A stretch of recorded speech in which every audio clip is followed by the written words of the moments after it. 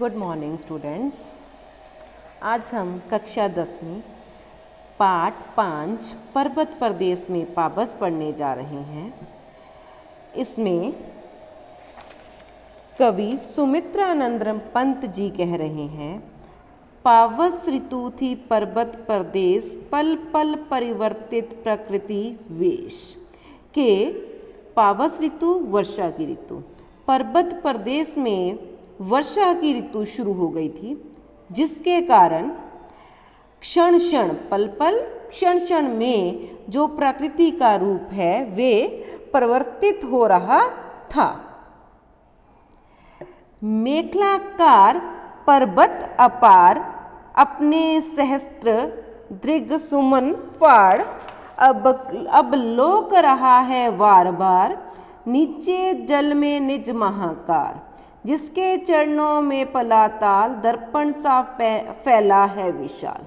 मेखलाकार करघनी आकार के, वहाँ पे करघनी आकार के पर्वतों की श्रृंखला बहुत ज़्यादा थी, जो कि अपने सहस्त्र हजारों दृग सुमन पुष्प रूपी आंखें, ठीक है, जो कि अपने हजारों पुष्प रूपी आंखों से अवलोक रहा, अवलोक होता है देखना, के वे बार बार देख रहे थे। क्या देख रहे थे? नीचे जल में निज महाकार, महाकार विशाल आकार, जो कि नीचे जल में, जल नीचे क्या था?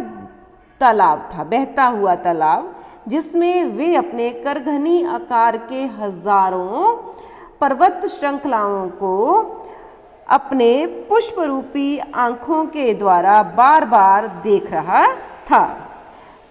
जिसके चरणों में पलाताल, दर्पण सा फैला है विशाल, और जिसके किसके पर्वत के चरणों में, पैरों में जो तालाब है वे दर्पण सा फैला है विशाल। विशाल बहुत बड़ा दर्पण, आईना, शीशा, जो कि दर्पण के समान बहुत विशाल रूप में फैला हुआ था। गिरी का गौरव गाकर, झरझर मद में नस नस उत्तेजित कर, मोती की लड़ियों से सुंदर झरते हैं झाग भरे निर्झर। यहाँ पे क्या है? झरनों का वर्णन किया गया है, जो कि गिरी, गिरी अर्थात पर्वत का गुणगान गाते हुए मस्ती में अपनी नस नस उत्तेजित करते हुए, नस नस शरीर का एक एक अंग, ठीक है, उत्तेजित करते हुए मोती की सुंदर लड़ियों, मोती की लड़ियों से सुंदर झरते हैं झाग भरे निर्झर। निर्झर क्या है? झरने।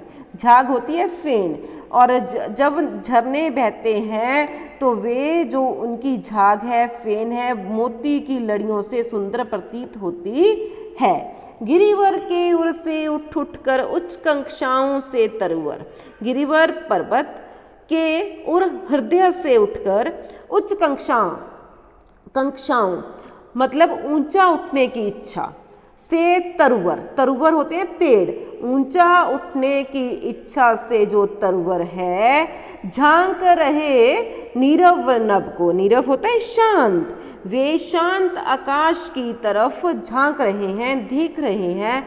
किस प्रकार देख रहे हैं? अनिमेष अटल कुछ चिंता पर, ठीक है, अनिमेष एकटक, अटल बिना हिले डुले, और कुछ चिंता पर, कुछ चिंता में डूबे हुए। उड़ गया अचानक लो भूधर, फड़का अपार पारद के पर, के अचानक ही जो लो होता है प्रकाश, प्रकाश भूधर भूमि से उड़ गया था। कैसे? क्योंकि आंधी और तूफान आ गई थी। फड़का अपार पारद के पर, पारद के पर क्या होते हैं? मतलब उसे आकाशीय बिजली को कहा गया है, यहाँ पे जो चमक रही है चमकीले पर के द्वारा, ठीक है।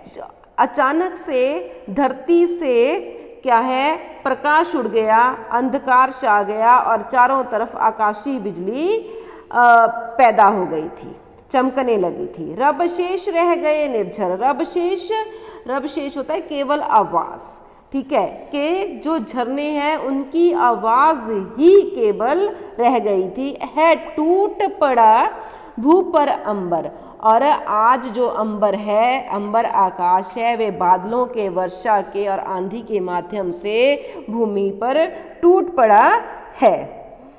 धस गए धरा में सभ्यशाल, उठ रहा धुआं जल गया ताल, जो जलद जान में विचर विचर था, इंद्र खेलता इंद्रजाल। धस गए धरा में, धरा धरती में, सभ्य भय के साथ, शाल के वृक्ष, भय के साथ धरती में जो शाल के वृक्ष थे वे धस गए थे। उठ रहा धुआं जल गया ताल, और चारों तरफ आंधी का धुआं उठ रहा था, और जो ताल था, तालाब भी जलना शुरू हो गया था। जो जलद जान में विचर विचर था, इंद्र खेलता इंद्रजाल। और जलद जान बादलों रूपी विमान, विचर घूमना, इंद्रजाल जादूगरी, और जो जलद रूपी विमान में इंद्र देवता थे, जो वे घूम घूम के अपनी जादूगरी दिखा रहे थे। क्यों दिखा रहे थे? क्योंकि इंद्र देवता को बारिश के देवता माना गया है। ठीक है, क्योंकि जब भी बारिश होती है तो हमारे बुजुर्ग क्या कहते हैं कि इंद्र देवता की कृपा हो गई है। और आज वो काले बादलों के रूप में, क्योंकि जब वर्षा ऋतु शुरू हो जाती है तो बादल इधर से उधर घूमना शुरू कर देते हैं, और आज बादलों के रूप में, जलद जान के रूप में, बादलों के विमान के रूप में इंद्र देवता आकाश पर घूम घूम के अपनी जादूगरी दिखा रहा है। धन्यवाद।